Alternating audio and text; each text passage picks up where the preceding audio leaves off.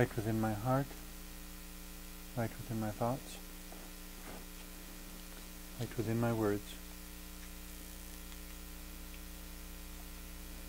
Welcome. I am Sister Who. Today I just wanted to offer some reflections on the word impossible.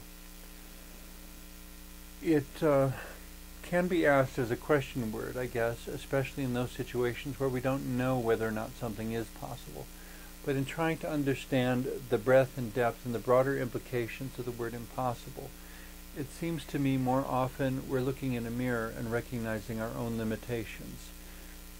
That it is not so much whether something is impossible or not, or whether something is impossible, as what would it take to do it, and do we have the understanding, the comprehension, and the tools necessary to do whatever it is.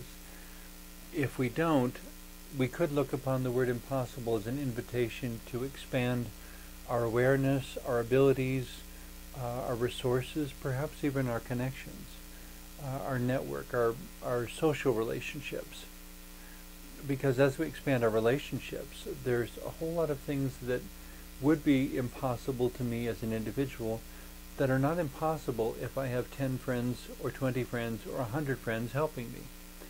And there are many things which I couldn't begin to comprehend, but I don't need to comprehend those things in order to still get the job done if I can create a relationship with someone who does understand. A big part of spirituality, of course, is some practice of prayer, be it meditation, listening for the wisdom of the universe, or praying to God in whatever form, praying to, asking one of the saints to assist, asking a guardian angel to assist, asking that Spirit will somehow make a person whom you love, who is at some distance, know that you are thinking of them. All sorts of possibilities. And sometimes it happens even without any sort of intention. I recall one summer night growing up in Wisconsin, which, if you are familiar with summers in Wisconsin, it can get very humid and very hot in the summertime. So much so that sometimes it gets impossible to sleep. The house I grew up in didn't have air conditioning in the summertime. Later on we got 1 or 2 small window air conditioners. But for the most part, my parents put them in their rooms, and my brothers and sisters and I had to sleep in rooms that did not have air conditioning. And so sometimes it was so hot and muggy that it was impossible to sleep. In the summertime, we would even put tinfoil on the inside of our windows to reflect the heat out, and open the windows at night to let the cool night air in, and shut everything up in the daytime, trying to keep things within a tolerable range. Well, there was one brief period where I also had a job at a local a greenhouse, horticultural nursery kind of place, where they grew geraniums and all sorts of other plants.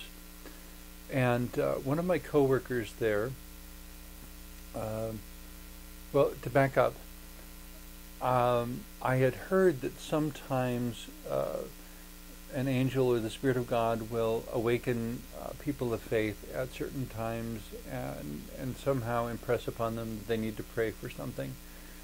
And so I woke up from a sound sleep in the middle of the night and glanced at the clock, and for some reason the thought popped into my head that I needed to pray for something or someone, and I was tired and I didn't really know who it was or what it was, and so I just said, whoever it is, God, please be there, keep them safe, help them,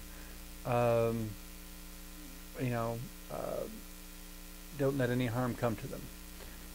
And I promptly went back to sleep. Well, the next day at work, I mentioned to someone that I'd woken up at about 3 o'clock in the morning, because I glanced at the clock and had this experience.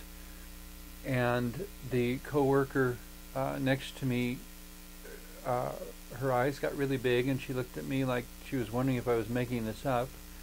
And I said, "What?"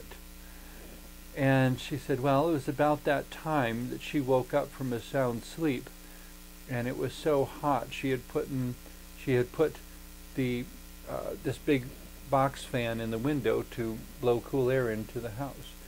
Well, about 3 o'clock she woke up and the fan had stopped turning and the motor was beginning to smoke. And so she jumped out of bed and unplugged it and averted a house fire. And the synchronicity of the two. Impossible? I don't know. It seems to defy probability and statistics. I mean, events like this don't happen all the time, but